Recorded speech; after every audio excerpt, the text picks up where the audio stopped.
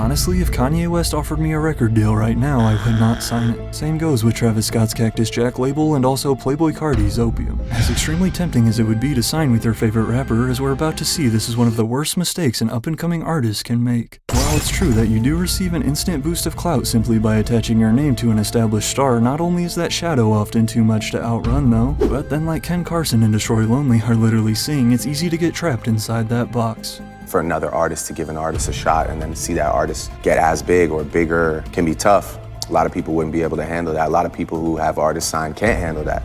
Today we're seeing more and more rappers start their own record labels, including some you would have never guessed. However, all of them seem to be doomed from the start. The real reason why a rapper starts their own record label is simple. After seeing firsthand how labels operate, and more specifically the potential money in them, here in 2023 we've now seen countless artists enter the business themselves. From some of the earliest rapper-owned labels such as Eazy-E's Ruthless Records in 1987, Ice Cube's Lunch Mob, 50 Cent's G-Unit and Eminem's Shady Records, Lil Wayne's iconic Young Money, Ludacris's Disturbing the Peace, which interestingly enough Destroy Lonely's dad I-20 signed to then more recent ones like Kanye West's Good Music label, Tyler the Creator's Odd Future, Kendrick Lamar's PG Lang, Rick Ross's Double MG, Wiz Khalifa's Taylor Gang, and Young Thug's Young Stoner Life Records. That's my brother, like, he signed to me, but it's like, it's not even about a signature. This my real brother. Today it feels like every at least semi-popular rapper has other artists signed under them. Pull OG's Cap-A-Lot Records, French Montana's Coke Boys, Westside Gun's Griselda Records, DaBaby's Billion Dollar Baby Entertainment, and Rich the Kid's Rich Forever Music to name a few. Hey man, your boss ain't treating you right, your CEO ain't treating you right, man, come over to Rich Forever Music.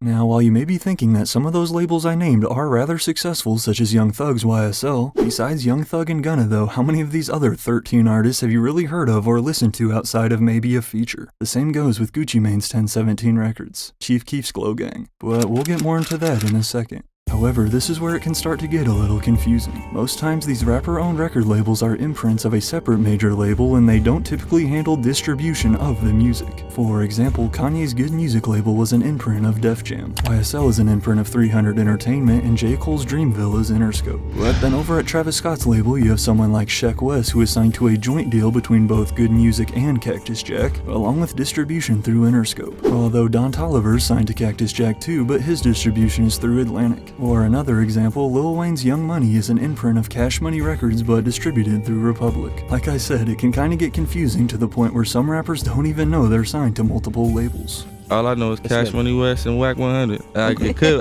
You gotta ask Wack about the other people involved. You haven't seen your own paperwork?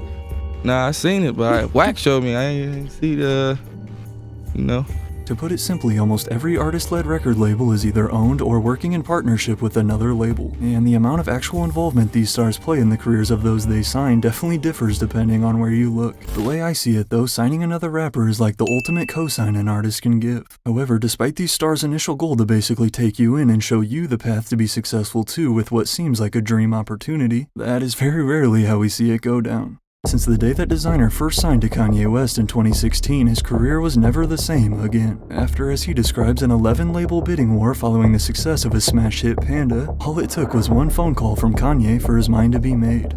Everything kind of like blacked out. Once I heard him saying he called, I ain't gonna lie, like, I'm like, word? Because I'm so moving in like, the moment, I'm like, yo, I just been through like 11 labels, it's late at night too, so I'm like, yo, I bet.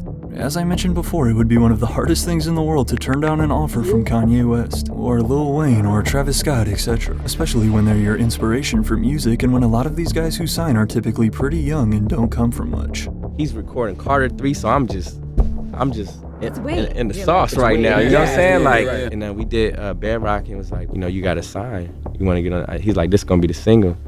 I was like, all right, cool. So I signed. I didn't even think about it. I didn't think twice. However, just over 2 years later, Designer would prove to us one of the biggest reasons why you shouldn't sign with these rappers, as he would go from calling Kanye West his idol to then soon calling him absolutely crazy. I signed to Kanye West, the biggest nigga that nigga's still in the world. Y'all niggas think he's the genius. I niggas think all that nigga shit. Well, to me, nigga, that nigga's crazy, nigga. "Free me from this label," designer tweeted back in 2019 after claiming that good music wasn't promoting or letting him drop music. "It's not me, I'm doing what I can. I am not rich forever, they trying to hold us in bum-ass deals." Jay Critch posted after signing to Rich the Kid's label, "Dudes be your brother until the business come up, then it's all this lawyer talk and contract shit." The moment you sign to any record label though, you are signing away control and management of your career. But now here with these artist-led labels, you are also adding an additional layer to the process. And we all know how indecisive rappers can be, especially Playboi Carti and Kanye West. I need to get rid of good music because I'm great. And guess what? Good is the enemy of great. The I'm doing giving Wanna Love You to fucking Tiana. What the I'm doing giving that Daytona album to Pusha? What the I'm doing, bro? And while yes, you do receive some instant clout just for associating with them, being known as the guy who signed to so-and-so can often cast too big of a shadow to outrun. And like Drake said in the beginning, a lot of rappers wouldn't be able to handle seeing someone they signed get bigger than them. Most of their egos couldn't take it. It's very easy for fans to label a guy like Stunna for Vegas at Billion Dollar Baby, for example, as DaBaby's sidekick. Or as you'll often hear people say, Ken Carson and Destroy Lonely are, quote, Playboi Carti's kids. Some fans also argue that Yeat should have signed with Playboi Carti's Opium too, but honestly I disagree. I really don't think Yeat would be as big as he is right now headlining these shows and pulling these massive numbers if he had joined under Carti's wing. After grinding independently for years, Yeat signed his first record deal back in 2021 with Zach Bia's Field Trip Records in partnership with Geffen Records, which is owned by Universal and home to other huge stars such as Olivia Rodrigo, and together they've done a perfect job of managing his career. However, Yeat is another interesting case and actually demonstrates the next big problem with these rapper-owned labels. Back in 2021, Yeat would also launch his own record label, initially named Twizzy Rich Entertainment. But despite only including fellow rappers September's Rich and a few producers, it wasn't long before drama split yet another label apart. As an established artist, when you sign a new rapper, you are risking the chance that something happens to them, which will now also affect you. And although they'd been best friends, it started to feel like from our outside perspective that September's Rich got jealous of his homie's success and kinda became a burden to Yeat. From being accused of scamming fans online to then getting booed off stage when opening for Yeat, September's Rich quickly became a bad look for Yeat's brand. Shut the f*** up, nigga. Shut the f*** up.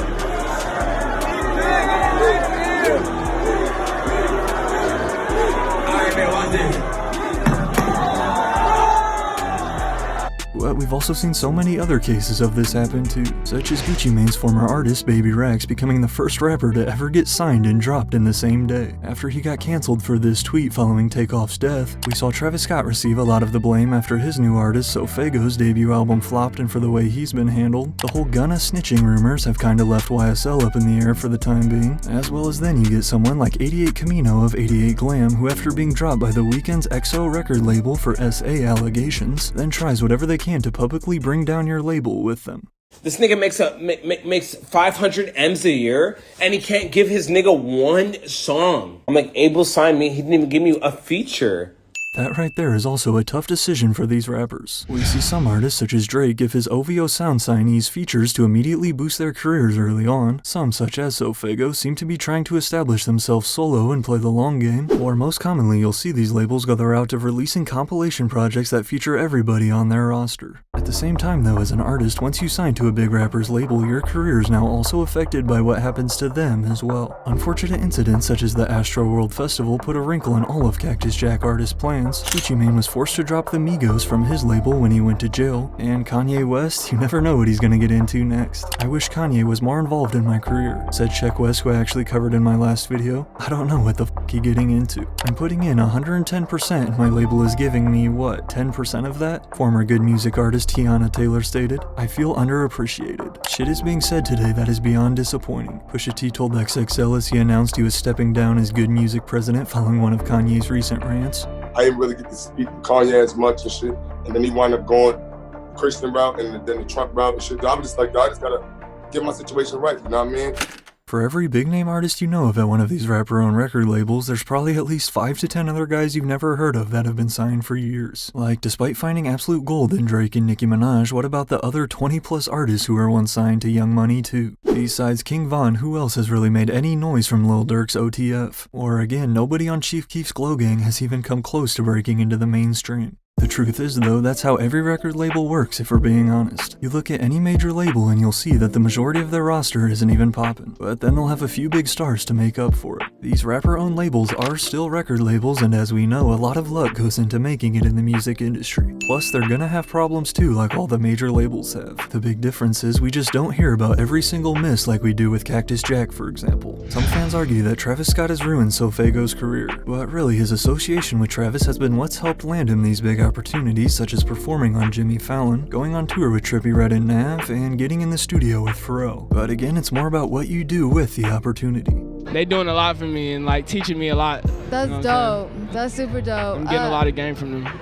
Although Playboi Carti never even promotes himself, let alone his artists, he has introduced Ken Carson and Destroy Lonely to a whole new audience. And if we're being real, a lot of artists would rather be known as the guy who signed to Playboi Carti rather than never be known at all. You're just taking the risk though that if their label crashes and burns, usually all their artists go down with them. However, not everybody is Kanye West and is gonna randomly decide to quit their own label for no reason. There's definitely exceptions such as Jay-Z and his established Roc Nation, or someone like J. Cole who genuinely cares and wants to see you succeed under Dreamville. I'm really fans of them. Yeah. It's more being a fan of it than it's business. You may have also noticed that a lot of these rappers starting labels today were once signed to another artist early in their career. From Young Thug first signing to Gucci, Lil Baby signing to Young Thug's YSL, J. Cole was the first artist to ever sign to Jay-Z's Roc Nation, and of course Drake signing to his idol Lil Wayne. But eventually they all just get to that point where they're too big and need to move on. And despite Drake's split from Young Money in 2018 being rather mutual, it isn't always that easy.